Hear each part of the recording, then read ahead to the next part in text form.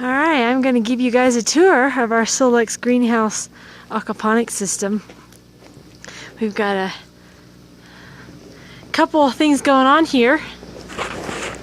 You can see here are the tomatoes that are doing awesome on my hydroponic setup.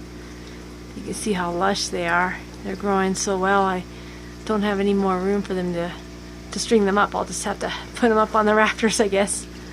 You can see the flowers. They're flowering really well. I'm starting to get some tomatoes forming. And what this is I've got like 18-gallon deep water culture tubs, 9 of them to be exact, on this upper shelving system. Everything's connected with quick connect systems.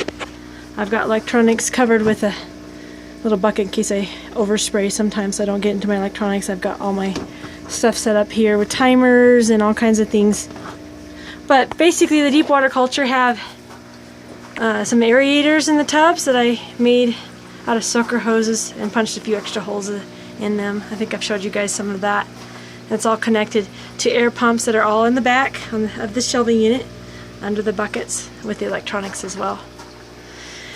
And since everything is quick connected, I can easily take it apart in the wintertime when it comes time to drain the system. But as you can see, they're doing just fantastic. This is the first week of July and I've never had tomatoes look so lush so quickly when we can't even put them out here till about the middle of May. And then down here is my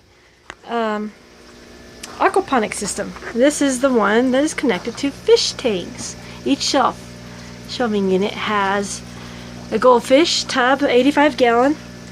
And I have a sump tank over here where I run the water up from the fish tank into the grow beds up here. I have some beans and some broccoli rapini. I don't have everything filled out because I'm wanting to get more larger fish before I plant too many plants, because I don't want to I can't quite get very much nutrients with small little goldfish. But these guys are doing really well. And I have in the back, you can see the white K1 Micromedia that I have inside some tubs. I'll give you another look of one close up here. I got bigger bottles in the back, but this is pretty much an example of what I have in there. I've got a bottle like this, has some holes on the bottom and holes at the top. And I ran an air line into with a little T on the end of it into the bottom in the rocks, and it aerates these little K1 Micromedia. So you can see it fits. This is a bottle, so 16-ounce bottle, and I have 64-ounce in the back. So the tubs are, well, you can't really see it with all the holes of air going in there. I'll show you in the other tub, but anyway, as you can see, the air runs in and the K1 Micromedia rolls around really well. As it builds up bacteria, it makes the balls move, which helps colonize that bacteria that turns the ammonia into nitrate and nitrate into nitrate. So basically, I've got those in here as part of the filter system. I also have some sponge filters, a lot bigger ones in the back here. Well, maybe I can grab one of them. Here you go. You can kind of see it. There's a sponge filter. And these guys also help with sediment and sludge. Helps to collect all of that.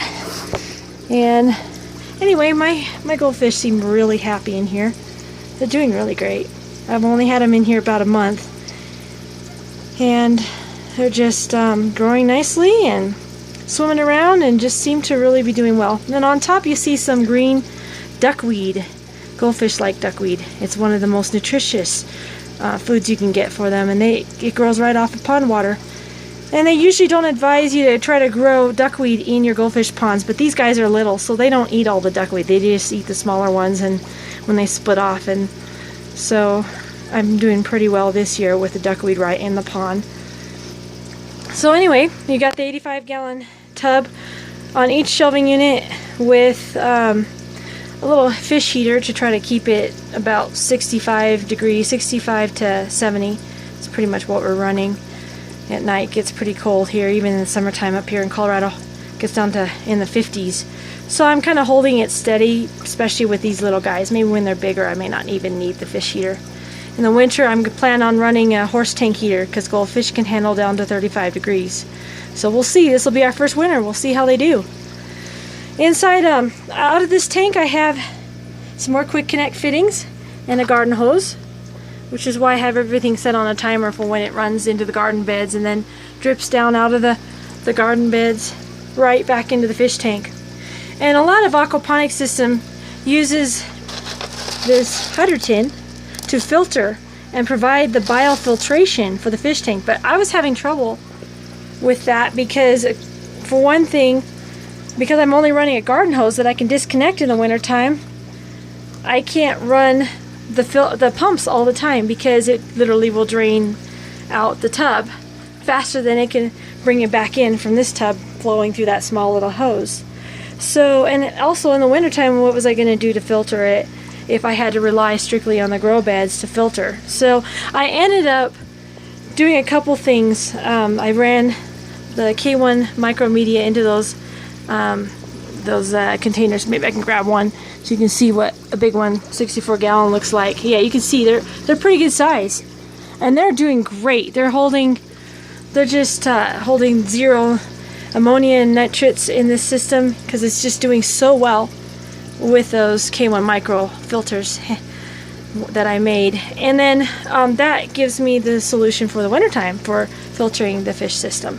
And of course with sponge filters I can rinse out. That can also help keep tabs on the sludge that can build up in these things. I still have to scrub some stuff out once in a while, but overall I'm pretty pleased with the system.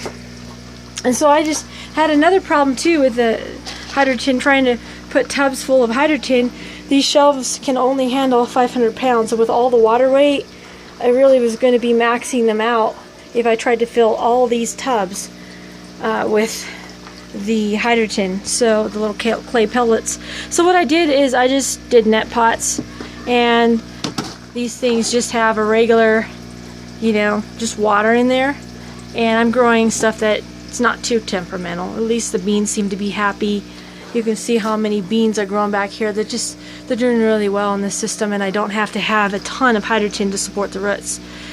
It seems to be doing okay. So this is my first year on my aquaponics system, and overall I'm pretty pleased with the setup.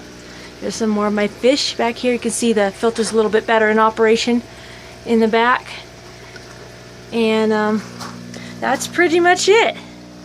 So happy gardening, everybody, and we will talk to you guys later next time.